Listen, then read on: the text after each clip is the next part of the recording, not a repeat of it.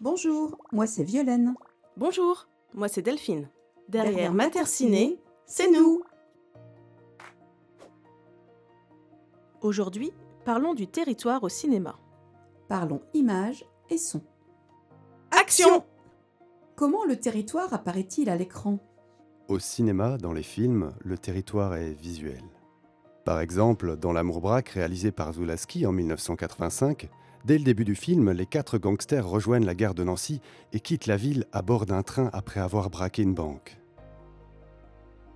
Le territoire tapisse toute l'image filmique, situe l'action, pour nous, en Grand Est, accueille les personnages et l'intrigue, participe à l'esthétique et au drame, et permet de se souvenir des lieux. Très clairement, il y avait une dimension patrimoniale. C'était important pour moi de garder la mémoire, dans un film, de cette rue, à laquelle évidemment beaucoup de Dombaslois étaient attachés, soit pour y avoir vécu, soit pour la connaître. Pour une meilleure reconnaissance, le territoire est identifié par des mentions écrites. Sur des panneaux d'enseigne ou d'entrée de ville, sur des cartes ou des blasons, ou encore sur des plaques d'immatriculation. Au cinéma, dans les films, le territoire est aussi sonore. Dans le film La Bonne Épouse, réalisé par Martin Provost en 2020, nous entendons Juliette Binoche, Édouard Baird, Yolande Moreau dire Alsace, Forbach, la cristallerie de Saint-Louis, Strasbourg, Schnaps, route de Lischbach, le Honeck. Vous l'aurez compris, Le territoire au cinéma se regarde s'écoute. et se lit. Clap de fin pour cette séquence. Coupé! Bonjour, moi c'est Violaine. Bonjour, moi c'est Delphine. Derrière Derrière Materciné, Materciné, c'est nous.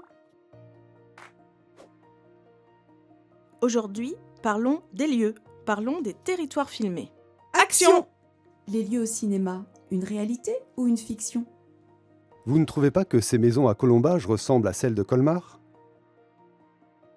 Vous souvenez-vous du petit village vosgien où fut tourné le film Les Grandes Gueules ?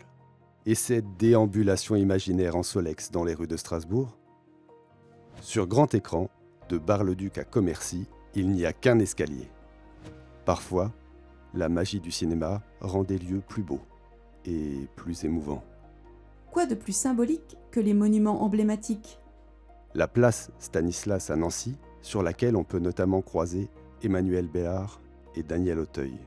Le château du Haut-Königsbourg, dans La Grande Illusion.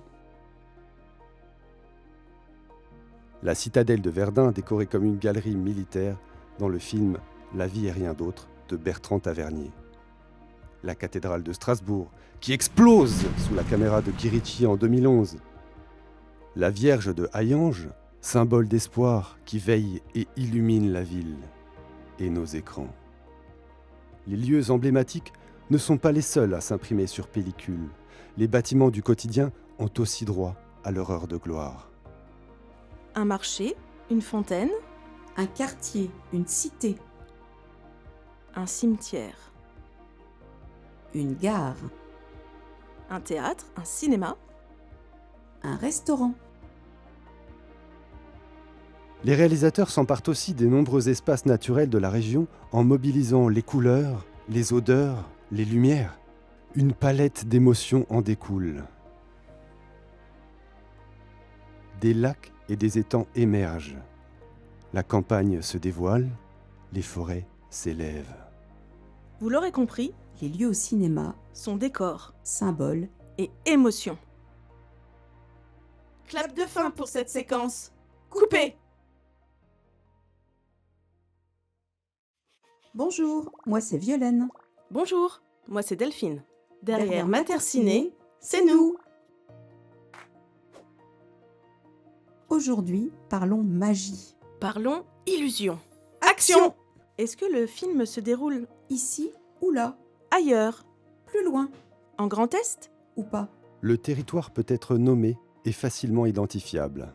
Il peut être discret et difficilement reconnaissable. Il peut être caché et non identifiable. Ou il peut être masqué ou localisé ailleurs. Vous pensez que Suite française se déroule en Seine-Saint-Denis ? Eh non, le tournage a eu lieu à Marville, en Meuse. Vous pensez que Jeanne d'Arc a réellement passé son enfance à Domremy dans les Vosges? Oui, mais Bruno Dumont a tourné les scènes vosgiennes dans les Hauts-de-France. Le cinéma fait des tours de passe-passe En mêlant territoire du réel, et territoire imaginé. vous l'aurez compris, le cinéma est illusion. Mais sa magie est bien réelle. Clap de fin pour cette séquence. Coupé!